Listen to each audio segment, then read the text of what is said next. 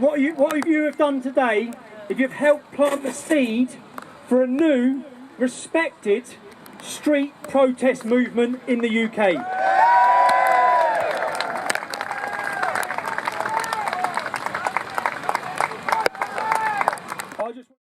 Because events are going to change us. The horror is not going to stop. What happened in Cologne is going to happen again. What happened in Paris is going to happen again. Let us stand up. Let us come together as decent, ordinary, democratic people and fight for our rights.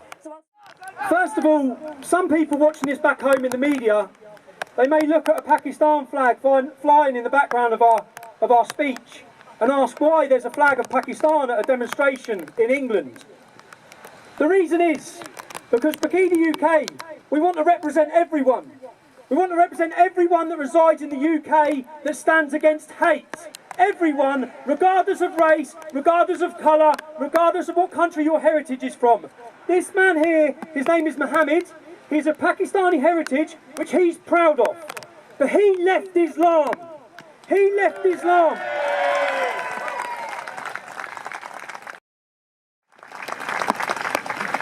I listened to a radio poll yesterday in the Republic of Ireland, where the leader, they also in the Republic of Ireland are demonstrating today.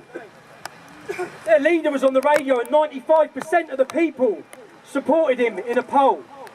We have to, our politicians and the media have to get to grips with the reality. There was an article this week that called me a pariah. There are articles that believe that I'm the most hated man in Britain. Everywhere I go, people shake my hand. Everywhere I walk in my hometown of Luton, black people, Hindu people, Sikh people, white Christian people, they pat me on the back and they tell me to keep going. So I know that people support what I stand for.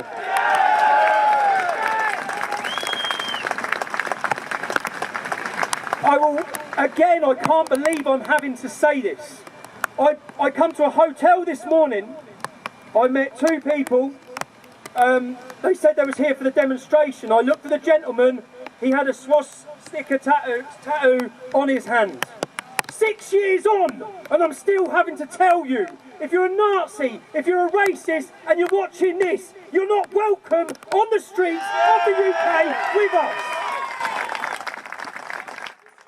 But we have no choice. I have no choice. I have to speak out. We have no choice. There's an Asian officer here as well. This is not against you as a person. This is against the ideology that Islam teaches. First of all, I want to ask, is anyone here who's a far right? Raise your hands. Is anyone here who's anti-Asian? Raise your hands. You see, as I understand it in Birmingham today, the far left are having a protest against us. One thing I want to say to the far left, where are you when people like us need your help? The ones that have turned away from Islam who have been a target.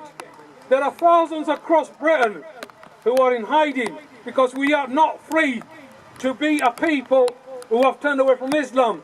Why is that happening in Britain, in the Western countries?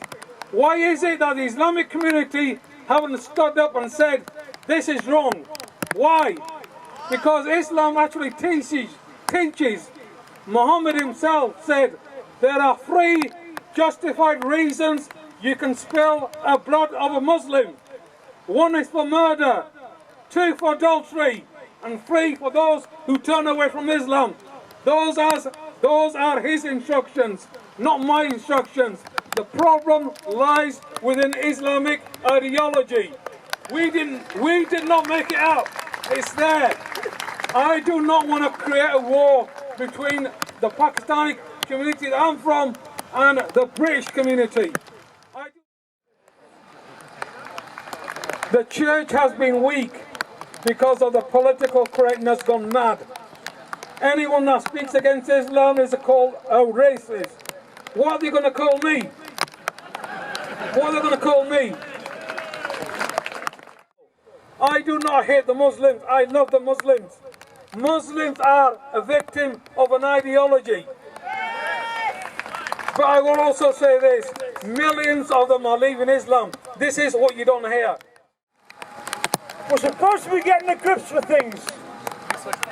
We all know what's been happening over the last 30 years. But the one thing that really hurts me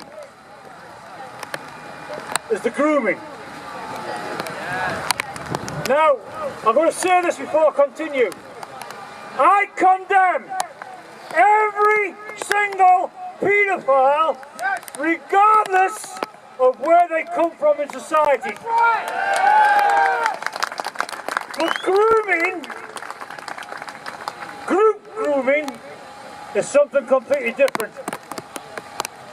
30 years this has been going on, and last night in Birmingham, in Manchester, in Liverpool, in Newcastle, some young girl was trafficked. It's still going on, and until these leftist councils get the grips with what they have covered up for the last 30 years, it will continue.